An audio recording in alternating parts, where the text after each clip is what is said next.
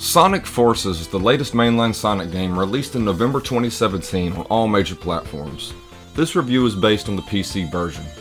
Sonic Forces is a classic example of the gaming community banding together and bashing a game in unison because it got a bad rep almost universally upon its release.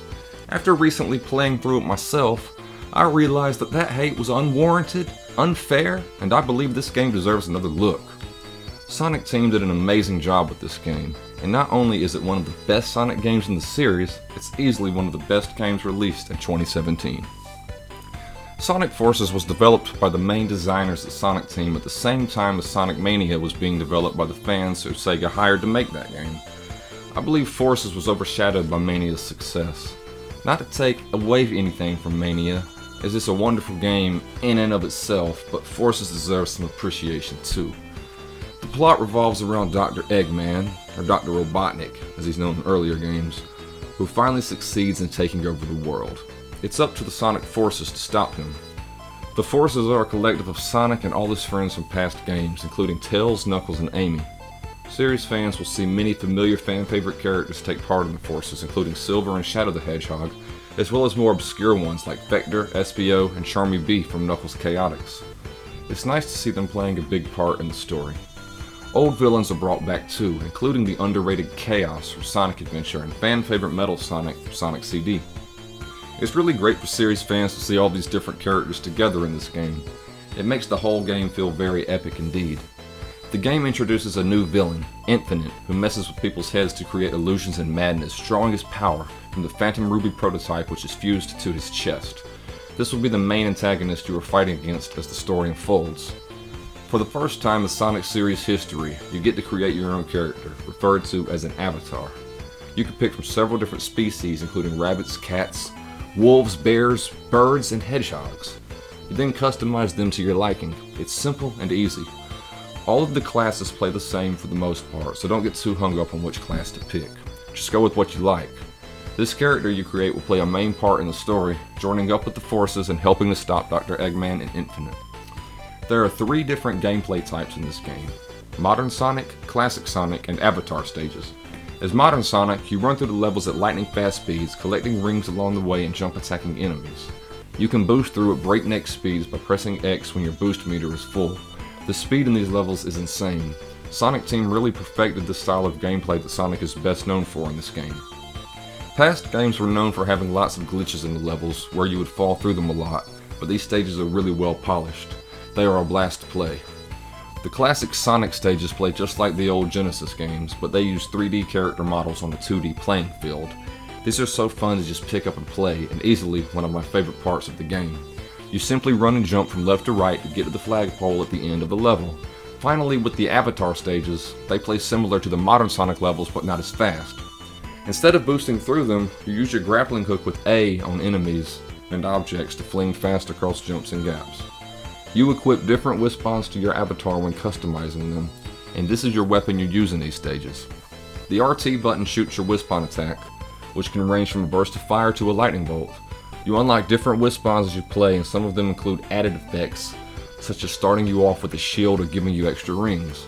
Having an automatic shield is the best perk you can get, as it allows you to take a hit but still retain all of those precious rings you've collected on that stage. Some stages have you controlling both Sonic and your avatar at the same time, using both of their powers combined. I've read people complain about the stages being too short. Most of them can be completed between 2 and 3 minutes. This isn't a bad thing in my eyes. I enjoy them being short and quick. There are a total of 38 levels in all. You unlock secret stages naturally as you progress through the story. These are extra short, usually 1 minute or less, but they are fun to run through. Some include vanishing blocks or extra hazards such as spike balls being dropped on you as you go through them. There are also a few boss stages in the game against Infinite and Dr. Eggman. Follow their patterns and take them down. They aren't difficult once you figure out their weakness. At the end of each stage, you are given a ranking of C, B, A, or S. You are judged on how many rings you collected, how fast you get through, and how many times you had to retry. There are infinite lives in this game, but the more you die in a level, the lower your ranking will be. It's not that hard to get S ranks in this game, which is a breath of fresh air because the Sonic series is known for being stingy with the stage ratings. I've managed to get S ranks in 32 of the 38 levels so far. It gives the game lots of replay value.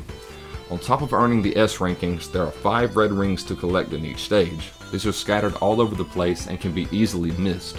Once you get all the red rings in a level, you then have to collect 5 number emblems. You must get them in order or they will disappear. Finally, once you do that, you collect 5 moon emblems in a level. This is the most difficult, as you have to get them fast before they disappear. These emblems are usually found near the end of a stage. If you try to get all the red rings, the numbered emblems, and the moon emblems in all of the stages, you'll be playing this game for a very long time. There are no red rings and emblems in the boss stages, but there are still S rankings to earn. There's a great sense of progression in this game, as you are always unlocking new items for your avatar. The game has missions, which upon completion earns you clothing items for your avatar. There are hundreds of these cosmetics to unlock, ranging from gloves, hats, shirts, shoes, and bodysuits. The missions range from just beating a stage or to beating a stage with an S ranking. There's no short supply of things to unlock for your avatar, and it's all included in the game. No DLC or loot boxes here. Sonic Team knows how a game should be made. You also earn experience points after you beat each level. These simply upgrade your badge ranking. It doesn't take long to max it out. There are also daily missions, which are simple tasks such as change the gloves on your avatar. These will then give you a 1.4 time XP boost for 30 minutes. This makes it a lot easier to S rank stages and max out your badge ranking. It's how I got a lot of my S ranks. The stage select screen is shown on the Cool World map, where you scroll to different areas of the world for each level. It's easier to just press Y, which brings up a list of all the stages to pick from. I still liked the stage select screen though. Before you play a level for the first time, a character dialog box will pop up, giving you some backstory to the current stage. This reminded me of the interactions in Star Fox 64. These conversations are short and fully voiced. I enjoyed them. The graphics in this game are absolutely amazing. The environments are beautiful and the characters move so fluidly at 60 frames per second. There are cutscenes and they look like an animated CGI movie from Pixar. Yes, they are that good. I also found it cool that your created avatar takes part in these cutscenes and looks exactly as you created him or her. It's a really cool feature. The Sonic series is known for its great soundtracks, and this is no exception. It has classic music remixed from the old games like Green Hill and Chemical Plant. They sound better than ever. It also has new songs with vocals for the new stages, and they really put you in a good mood as you play through them. The songs are very catchy.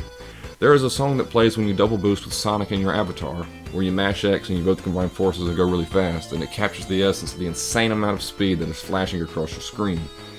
Together, we can show the world what we can do. You are next to me and I'm next to you. I just love that. It's so catchy.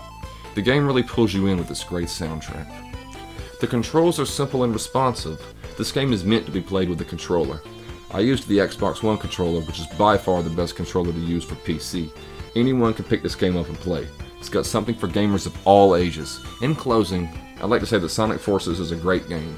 It was overshadowed and unfairly bashed. I encourage all gamers, whether you are a Sonic fan or not, to give this game a chance and play it with an open mind. It's worth a spot in your digital library. There's a lot to love here. I look forward to seeing what Sonic Team has for us in the future. And I'm Fire Thief. That was my review for Sonic Forces. I wrote that, and I just narrated it. I wrote it back in November 2017, but I just finally decided to narrate it, throw it on YouTube. So let me know what you think of this style of review, guys. See you on the next video. Peace!